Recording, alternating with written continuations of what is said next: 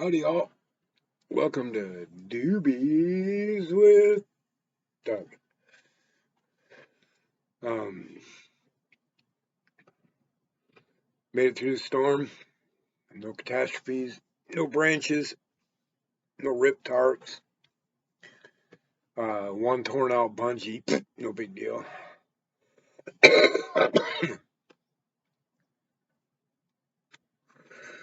Got me a fresh jar of weed. Backwards anyway. From one of my favorite farms called Oricron. I think it stands for Oregon Chronic, but Ora, Orekron, Oricron. Good, clean,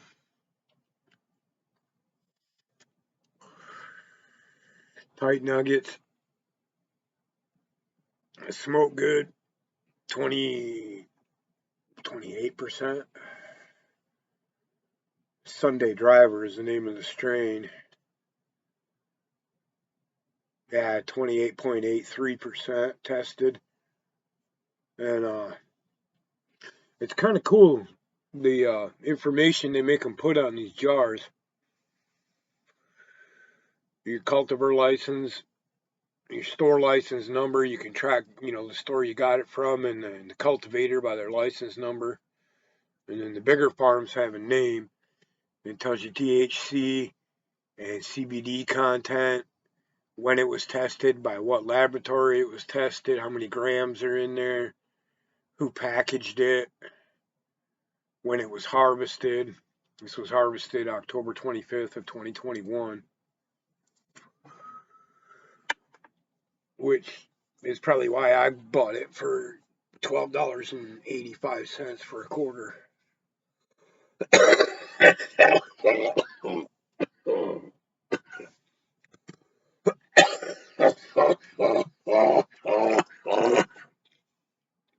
It has all the necessary ingredients, I can tell you that.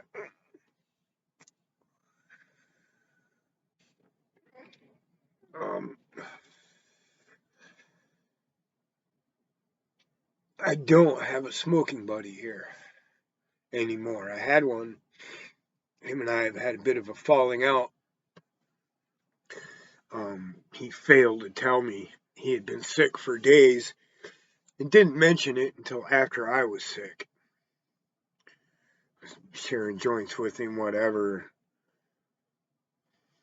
One day he says, "Yeah, man, I've been sick as fuck for days." Well, thanks for the Rona, asshole.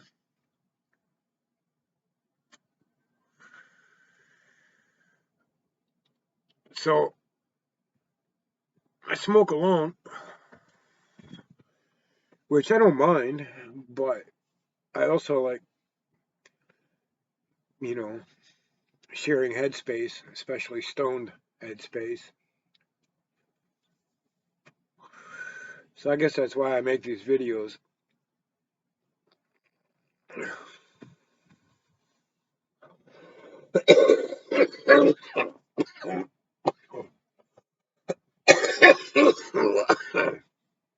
I was at a commune years ago, and they had all these pictures on a wall in their packing shed where they processed uh, nut butter. And these pictures were all close-ups of people handing a joint to each other. It was just their hands, just the joint, transferring hands. There's some photographer that had lived there for years and just took that picture one time and thought it was poignant, and then it became a thing. It became an art installation. And it really made me think of all the people in my lifetime that I've shared a joint with, or a bowl, or a chola, or what have you. And how that all works is people that smoke pot together, for the most part, have certain things in common.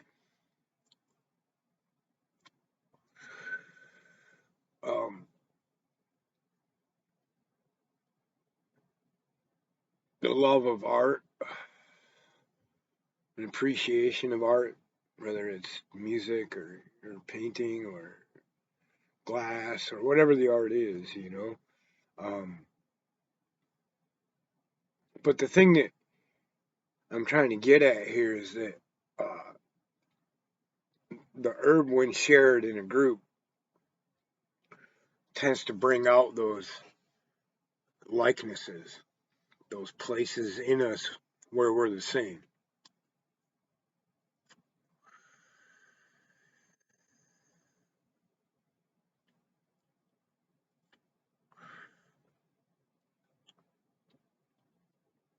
Have you ever went to hit a joint like that and had it stick to your lips and pulled the cherry off and burnt the fuck out of your fingers and ruined the joint? So have tens of thousands of other people, probably millions.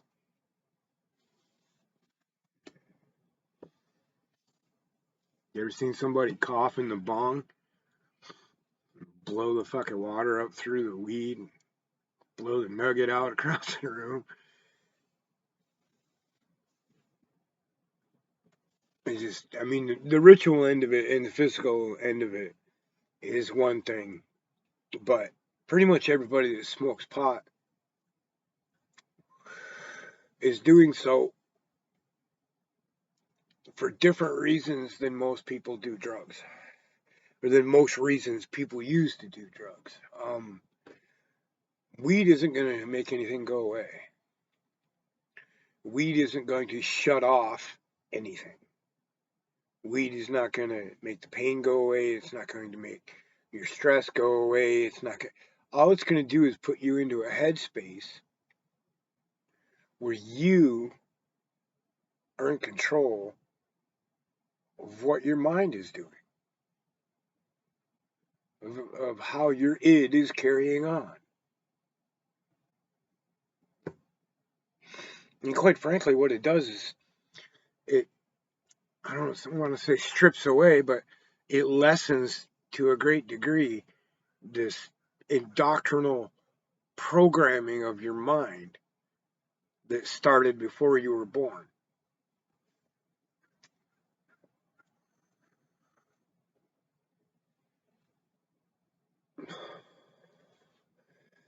I always tell people that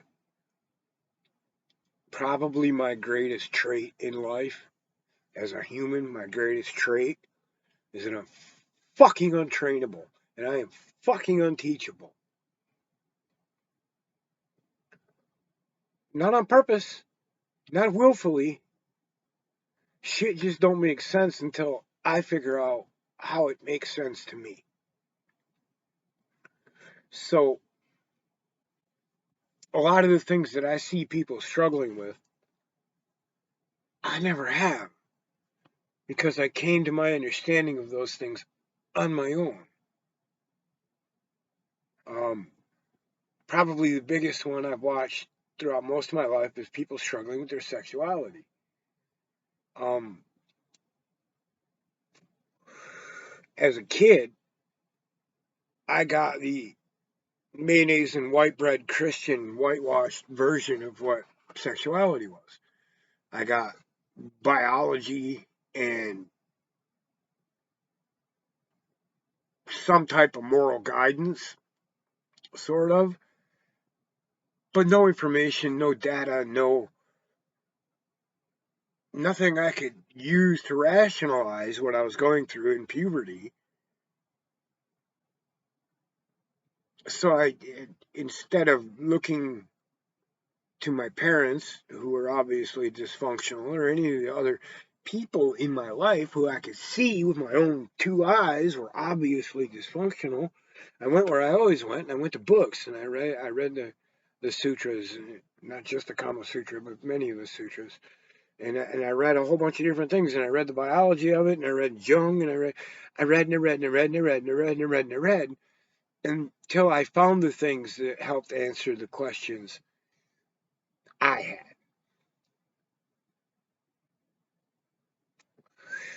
And I've done that with everything.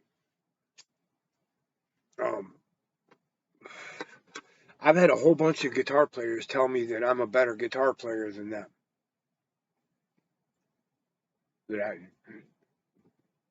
And I know EADGBE is the name of the strings. And I know the name of like a dozen chords that I learned from a book when I was 13. I don't know fuck all else about the guitar.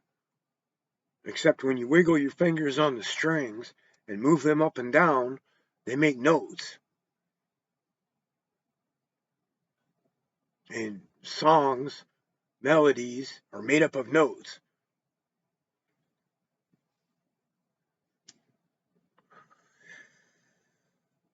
Don't care.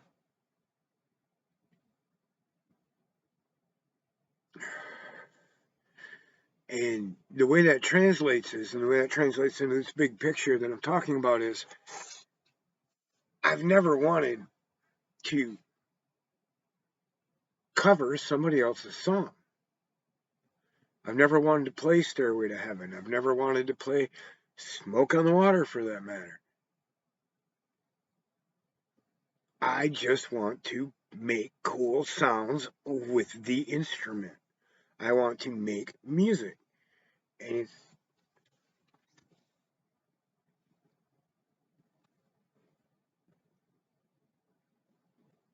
that's it.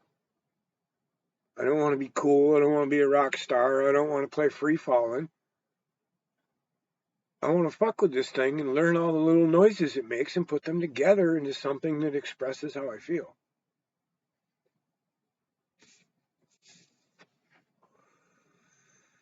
I always tell people I've written one song on the guitar. It's 35 years long and it's called Fucking Around. And that's the way I've approached everything in my life.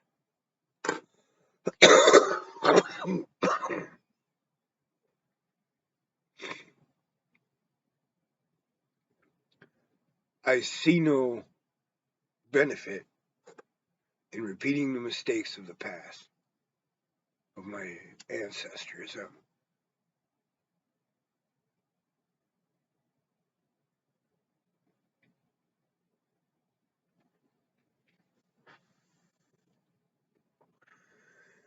And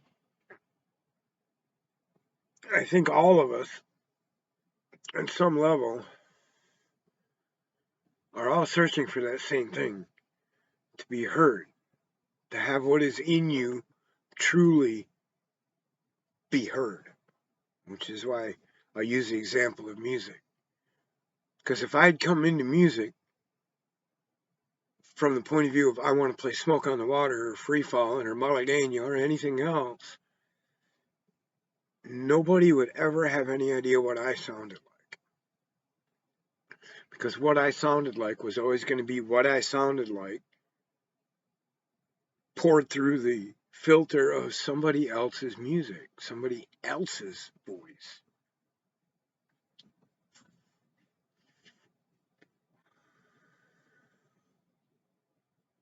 And it's the same with what I know, what I've read, what I've studied in science.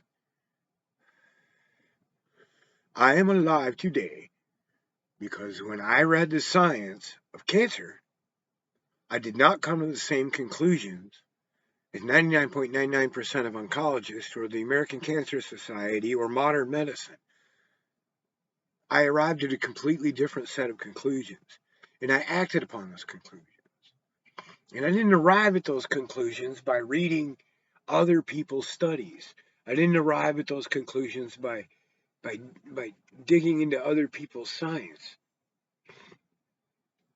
I looked at the known facts, the biology, and made decisions based on that alone. And once I had made those decisions and decided what I thought and how I felt and how I interpreted the data, the hard facts, then I started reaching out to different groups who had different opinions, like Phoenix Tears, and they were doing studies and this and that and the other thing, and the alkali and the turmeric and all these different cancer cure things that were floating around. And I started looking at them and seeing how they played into what I had already decided was the right thing for me to do. That makes sense. Because most people who get cancer, the way I had cancer, die quickly.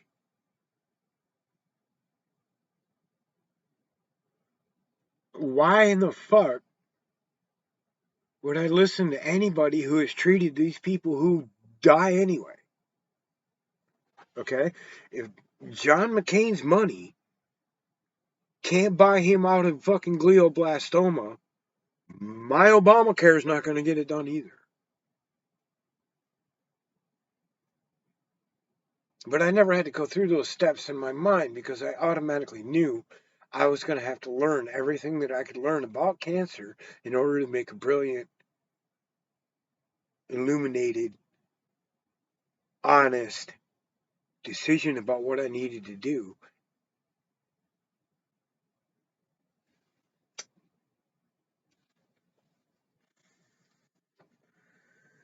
So weed strips filters.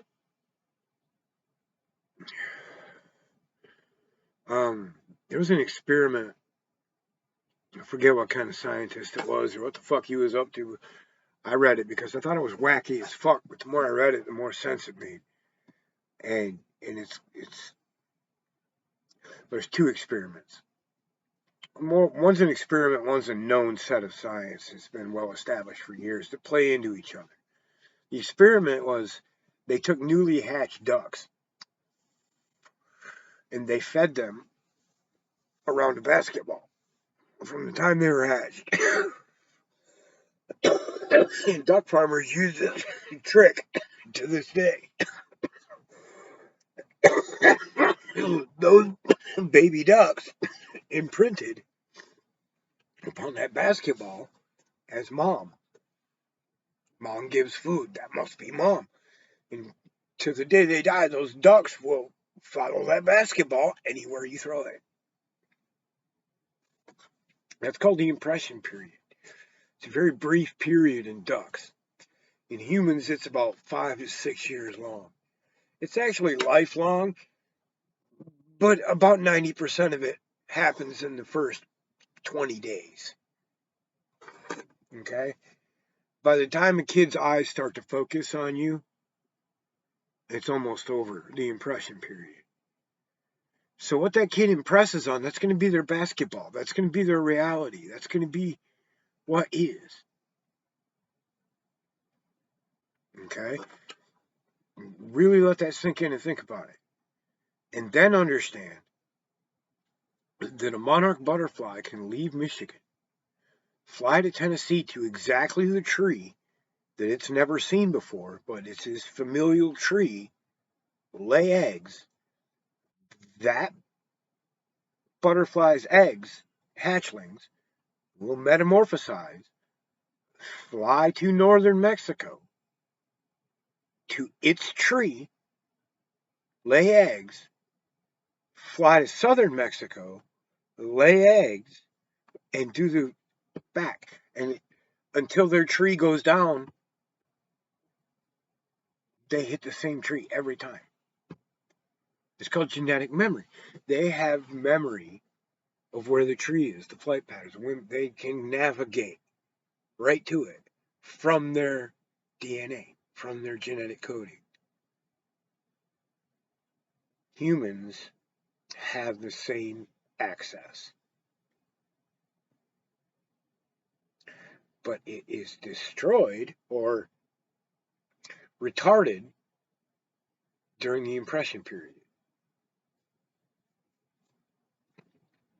The entire journey of the shaman is to throw away that false impression that you're born into and reopen that access to your genetic memory. I've heard it referred to by a hippie as the DNA life libraries. You literally know where your tree is. on a human level. And cannabis strips away some of that impressioning, or at least relaxes the part of the mind that runs that impressioning, that training, that programming. Remember when they used to call it that on TV? And now, back to your program. They didn't tell you this shit. Orwell knew this. This is what he was trying to say. Was that there has been an active movement to remove what is sacred about being human from general consciousness, to create a state of haves and have-nots.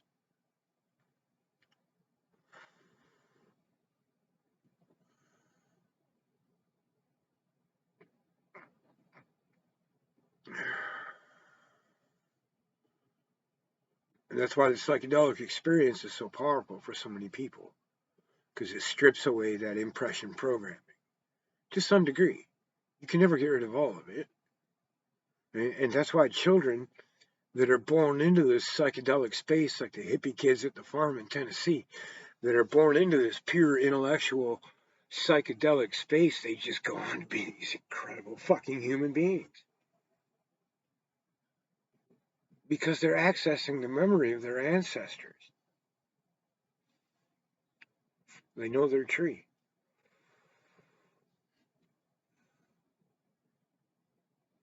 My tree's weed. For sure.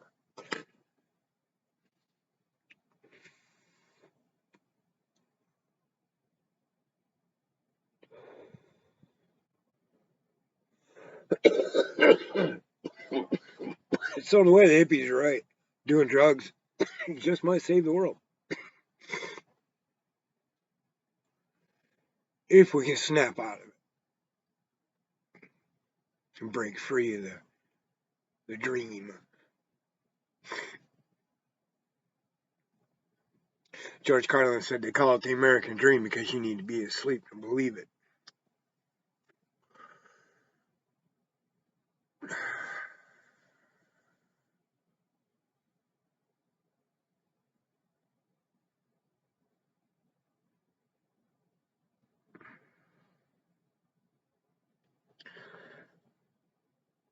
I'm already seeing the beginnings of what me, Chaz, and Ricky, and a few other people used to talk about 30 years ago. That once weed became mainstream, it was going to have 5 times the power of mainstream alcohol or mainstream tobacco. Because it's not only a truly medicinal, incredible, healing, useful thing, it's a lot of fucking fun.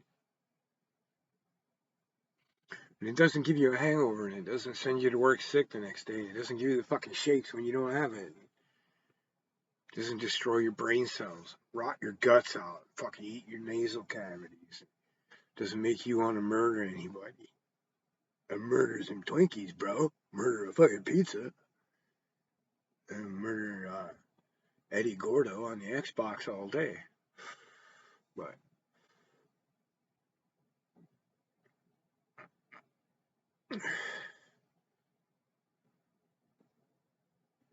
so yeah, I think because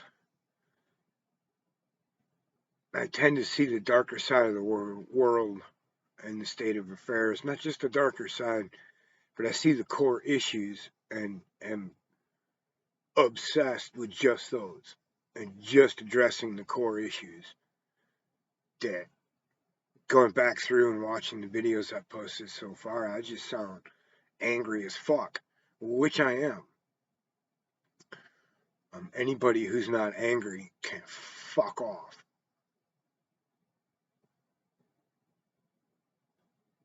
There's nothing negative about being angry. There's nothing negative about being aggressive. There's nothing negative about chopping the head off of a baby raping Nazi.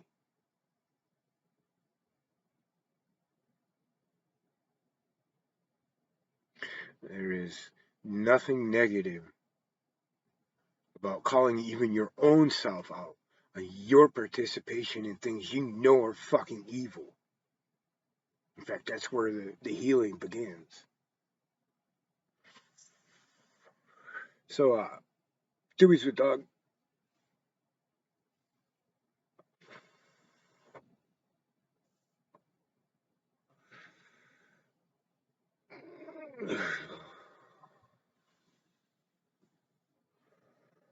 Let's do drugs.